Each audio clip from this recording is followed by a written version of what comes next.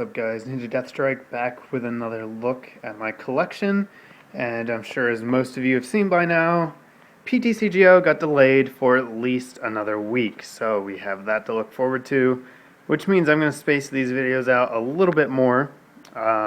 We finished up Team Rocket last time, so we're going to move on to Gym Heroes and Gym Challenge, and our first page is just going to be the Gym Leader cards. I arranged these a little bit differently because there's actually two sets, Gym Challenge and Gym Heroes, but I put them both together since that made the most sense. But probably the coolest part about these sets was that each Gym Leader had their own holographic trainer card. So we'll start with those and then we'll actually look at their Pokemon. And the first card we have is not a Gym Leader, but is the final holo trainer from the set, Team Rocket's Trap, and it's horribly annoying card. Flip a coin. If heads, choose up to 3 cards at random from your opponent's hand. Your opponent shuffle those cards into their deck. So it's basically Hooligans, Jim and Cass that we have in the format now, except not supporters. So you could play it and other trainers, which is awful. Cool card art though. And now we'll look at the trainer cards one by one. Brock. Remove 1 damage counter from each of your Pokemon with damage. That's kind of cool. Misty. Discard 2 of the other cards in your hand in order to play this card. If this turn's attack does damage to the defending Pokemon, it does 20 more damage. So it's kind of like a super plus power, but it makes you discard. Lieutenant Surge. You can play this card only if you have at least 1 basic Pokemon card in your hand. Put a basic Pokemon card from your hand as your active Pokemon and put your old active Pokemon onto the bench. So it's kind of like a sneak attack. I think that's a pretty cool card. And would definitely have some interesting uses if it was in the format today. Next up is Erica. Draw up to 3 cards and your opponent can draw up to 3 cards. An even worse version of Cheerleader's Cheer, if that's possible. Erica's too nice for her own good. Sabrina, my all-time favorite gym leader. Take all energy cards attached to one of your Pokemon with Sabrina's in its name and attach it to another. So, energy manipulation, that's pretty cool. Koga. If an attack from a Pokemon with Koga in its name does damage, it also poisons. That's kind of a cool, unique ability. Blaine. During this turn, instead of attaching your free energy, you may instead attach 2 fire energy cards to one of your Pokemon with Blaine in its name. So energy acceleration and a trainer card, we all know, is really good. And last, we have Giovanni. Choose one of your Pokemon in play with Giovanni in its name. For the rest of your turn, you may evolve that Pokemon as if you just played it. So it lets you get around the benched evolving rule, which is, again, really good. So some of these cards, pretty good. Some of them, Erica, not so much. But now let's look at the Gym Leader's Pokemon and see what they've got. So we'll start with Brock, of course, since he's Gym Leader number 1. And here we have Brock's Rhydon. As long as Brock's Rhydon is benched whenever one of your Pokemon is damaged, you may do 10 of that damage to Brock's Rhydon. So that's interesting. However, his attack's kind of terrible. And then we have Brock's Ninetales, which is really cool. One-of-a-kind card. It's Pokemon Power Shapeshift. Once during your turn, you may attach an evolution card from your hand to Brock's Ninetales. This doesn't count as evolving Brock's Ninetales. Treat Ninetales as if it were that Pokemon instead. It can't evolve, devolve, or use any Pokemon powers on that Pokemon. During your turn, you may discard the evolution card attached to Brock's Ninetales. So it just lets it become anything, use any attack. Lets you play evolutions without their basic forms. It's just a really unique, very cool card. And I'm a big Ninetales fan, so I like that a lot. Next up, Misty Seadra. Nothing too special about this. Can do 90 if you flip double heads, but that's it. And then Misty's Tentacruel, which has a really cool card. I love the picture. Let's see if I can get it to sparkle a little more without taking it out of the thing. Yeah. Anyhow, it's Pokemon Power Flea. If an attack does damage to Misty's Tentacruel while it's your active, you may switch it with your bench and prevent the extra effects. So it basically gives it a way to get around status conditions. And its attack is pretty good too. It's super expensive, but the effect is really good. So definitely a cool card there. And then we have Misty's Golduck, first edition Misty's Golduck. Flip a coin. If tails, discard all energy attached. That sucks. And then super removal. If you flip a heads, you can discard an energy attached to them. Oh, discard an energy from each of your opponent's Pokemon with energy on it. That's cool. Next up, we have Misty's Gyarados, which has one of those terrible Pokemon powers that make the card worse. Whenever Misty's Gyarados attacks, flip 2 coins. If both of them are tails, this attack does nothing. Instead, shuffle Misty's Gyarados and all cards attached to it into your deck. So you have a 25% chance to just completely screw yourself over. But it's a cool looking card. And Misty has a lot of holo cards. She got 4. Poor Brock only had 2. And moving right along, we have Lieutenant Surge. He's got quite a few cards too. First one being Lieutenant Surge's Electabuzz. It's kind of like a worse version of Dark Charizard. You have to discard all the energies, but you still have to flip to do the damage, so pretty bad. Next up, we have Lieutenant Surge's Fearow, which is interesting. I don't know if he was ever referenced having a Fearow in like the anime or something, but I know he didn't in-game, but they decided to give him one for the cards, so it's okay. It's not great.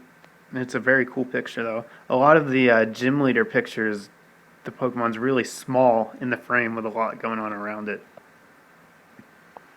Next up, Lieutenant Surge's Magneton. Energy charge as often as you like during your turn before you attack. If Lieutenant Surge's Magneton is your active Pokemon, you may take 1 energy, lightning energy attached to one of your Pokemon and attach it to Lieutenant Surge's Magneton.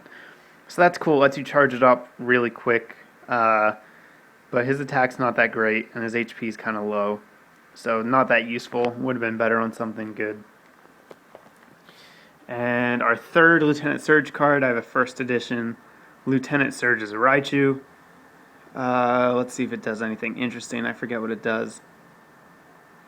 Kazap, not really. Thundershock. Okay, it's pretty bad. It hurts itself or it discards all of its energy if you flip a tail, so it's really risky. Another cool picture, though. Next, we're moving on to Erica, who actually has a couple of colorless Pokemon. The first one being Erica's Clefable. Fairy Power, flip a coin. If heads, you may return any number of your Pokemon into play and all cards attached to them to your hand. So it's like a super scoop up, but for an attack. Still, that's kind of unique. Then we have Erica's Dragonair, which I love the art on this picture. Very serene. Unfortunately, its attacks aren't that good. Blizzard, we all know what that does. Flip a coin. If heads, it does 10 damage to their bench. Tails, it does 10 to yours. And then Takeaway is the same as Dark Machamp. Just shuffles them into their deck. But Erica's Dragonair gets shuffled into yours. So, not that good. But interestingly, there is no Erica's Dragonite. Just Erica's Dragonair. Next up is Erica's Vileplume with its ability Pollen Defense. If an attack does damage to Erica's Vileplume while it's your active Pokemon, even if it's knocked out, flip a coin. If heads, your opponent's active Pokemon is now confused. So that's pretty good, again, because confusion is so devastating. I'm not sure when they changed the confusion rule, but pretty sure it was still in effect during these sets. And that made it really annoying, I bet. Then we have Erica's Venusaur, which is another great artwork. Growth, flip a coin. If heads, you can attach 2 grass energy cards from your hand. So it's a little built-in acceleration from the hand. And then Wide Cell Beam for 4 grass. If your opponent has any bench Pokemon, to choose 2 of them, this attack does 20 damage. So a spread attack, kind of like Triple Laser that Registeel EX has now, just way worse. Moving right along, next up is Sabrina, who also only has 2 Pokemon, but at least they're both cool. First one's Sabrina's Gengar. Pain Amplifier is kind of neat. Put a damage counter on each of your opponent's Pokemon that already has a damage counter on it. And then Call of the Night. Unless this attack knocks out the defending Pokemon, flip 2 coins. If both of them are heads, opponent shuffles it into the deck. So pretty solid attack with a chance of some built-in disruption too. So pretty cool card with Sabrina's Gengar, sorry. And after that I have a first edition Sabrina's Alakazam with, again, a very nice artwork. And its power Psylink is kind of like Mew EX. Sabrina's Alakazam knows the attacks of all Pokemon with Sabrina in their name, so that's pretty cool. And he needs it because Mega Burn can only be used every other turn. So, pretty cool card. I'm sure it had some potential. And that's it for Sabrina as far as holo rares go. Next up is Koga. Koga's Beedrill, continuing our awesome artwork here. Nerve Poison, flip a coin. If heads, the defending Pokemon is now paralyzed and poisoned. So that's pretty good for only 2 energy. And then Hyper Needle, if tails' attack does nothing. Either way, you can't use this attack again as long as Koga's Beedrill stays in play. Wow, that's awful. Nerve Poison's okay though. Next up, a first edition Koga's Ditto, which is terrible. Really terrible. Flip a coin. If heads, Koga's maximum HP is 80 and its attack does 30. But yeah, not that great. And do we have that's it for Koga. Next up is going to be Blaine, and the first Blaine card is going to be Blaine's Moltres, which takes 5 energy to attack. I think this might have been the first card that took that much energy to attack. Cool picture. I'll see if I can get it to. There we go. We'll see. We can see the sparkles on it. Phoenix Flame, flip a coin. If tails, shuffle Blaine's Moltres and all cards attached to it into your deck. Ouch. Next up, first edition Blaine's Arcanine. Heat Tackle's pretty good. Does 10 damage to himself, but 40 for 3 is good back when. And then Firestorm does 120, which is crazy. Discard 3 fire energy attached to use it. So still, that's a really good attack because it'll kill anything in one shot if you need it to. So Blaine's Arcanine pretty solid, as Arcanine tended to be back then. And then the last card for Blaine is going to be Blaine's Charizard. Get it to sparkle a little bit here for you guys. I forget what it does. Roaring Flames. Oh, that's right. It's really weird. It's misprint. I don't know if you guys can see. It says discard all fighting energy cards attached to Blaine's Charizard instead of fire. I don't know if I have a misprint one or if they were all misprinted like that, but yeah, it makes you discard fighting energies, which you don't need any to attack. And then Flame Jet, flip a coin. If heads, choose one of your opponent's Pokemon, it does 40 damage. But if tails, it doesn't do anything. And then we have Giovanni, our last gym leader. He also has a Gyarados. So we had Misty's Gyarados and Giovanni's Gyarados. Summon Storm, flip 2 coins. If both of them are heads, this attack does 20 damage to each other Pokemon. And then Dragon Tornado, unless this attack knocks out the defending Pokemon, you get to switch it with one of your opponent's benched Pokemon. So that's kind of cool. Next up, first edition Giovanni's Machamp. Fortitude, if Giovanni's Machamp would be knocked out by an opponent's attack, flip a coin. If heads, Giovanni's Machamp is not knocked out, and their remaining HP becomes 10 instead. We've had a couple other cards that had that power. I forget what they were, though. And Hurricane Punch, flip 4 coins, does 30 times the number of heads. So Giovanni's Machamp, pretty strong, all things considered. And next is Giovanni's Nidoking, who looks badass in this picture. Intimidate just doesn't let anything with 50 or less HP attack. And Tumbling Attack can do 40 plus 30 or just 40 on a flip. And our last Giovanni's Pokemon is going to be Giovanni's Persian. Again, another fantastic artwork on the card. Its Pokemon power is pretty cool. Call the Boss. great name. When you play Giovanni's Persian from your hand, search your deck for a trainer card named Giovanni and show it to your opponent, and you get to put it in your hands. That's neat. And finally, we have some more Rockets Pokemon, or I guess the first Rockets Pokemon before we had Dark Pokemon. But here we have Rockets Hitmonchan, Cross Counter. If an attack does damage to Rockets Hitmonchan during your opponent's next turn, flip a coin. If heads, Rockets Hitmonchan attacks your opponent's active Pokemon for double that amount of damage. So that is pretty scary. Would make your opponent think twice about attacking him, I think. And it works even if he gets knocked out, so that's cool. Then we have Rockets Moltres. They really liked Moltres in this set. Pokemon Power Rebirth. When Rockets Moltres is knocked out, you may return it to your hand after discarding it. So it's always around. And Firewall. If an attack does damage to Rockets Moltres during your opponent's next turn, even if it's knocked out, Rockets Moltres attacks your opponent's active Pokemon for 10 damage. So it just adds a little more damage. Pretty solid card. HP's a little low, but a good attack and an interesting Poke Power. And I think... Oh, no, we're not quite done yet. Whoops, there's my vitamins. I have a few more. Rockets had a lot of cards, apparently. First edition Rockets Scyther. Let's see if I can get it to sparkle. Very nice artwork. Shadow images. Whenever Rockets Scyther is attacked, your opponent flips a coin. If tails, that attack does no damage to Rockets Scyther. This effect lasts until Rockets Scyther takes damage. So it's got a potential to be really annoying, and then Blinding Scythe does 40. So a decent card.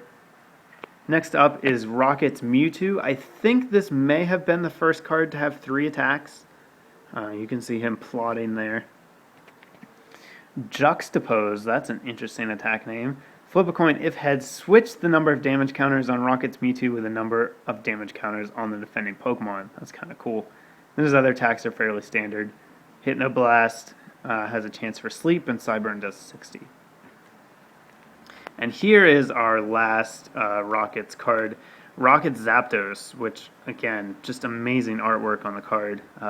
Plasma does 20 for 1, and if there are any lightning energy cards in your discard pile, you get to attach one. So that's pretty good. An Electro Burn, Rockets Zapdos does damage to itself equal to 10 times the number of total energy cards attached to it.